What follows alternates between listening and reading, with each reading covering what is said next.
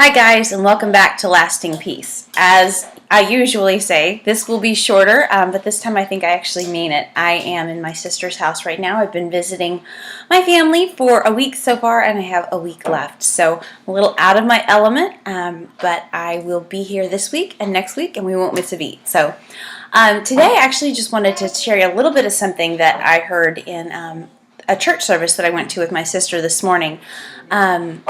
We took communion today, and it just struck me a little bit differently than it ever had before.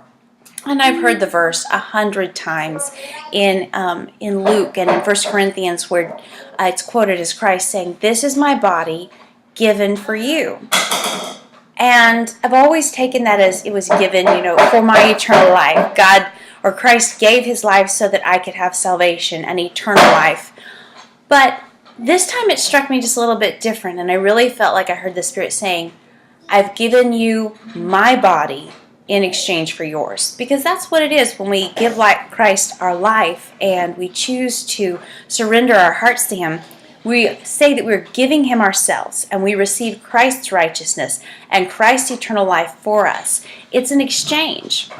Christ paid the ransom. He gave something so that we might. And I looked up that verse in the Greek, and the verse or the word for to give, or when Christ says, this is my body given for you, it actually means to give of one's own accord something to someone's advantage, to supply or furnish necessary things, to reach out, extend, or present, to give or commit to someone, to give over to someone's care, trust, to entrust or commit, to cause, profuse, or give forth from oneself.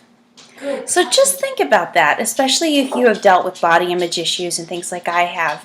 This exchange of our bodies for Christ, his perfect, glorified, eternal body, his eternal life was exchanged for ours, and it's comforting to me, and it takes some of the pressure off this idea of pursuing a perfect body when we realize that Christ has given us everything that we need for life and godliness, including here on this physical earth. So I hope that means something to you in the same way that it did to me today, and I will look forward to seeing you next week. Thanks.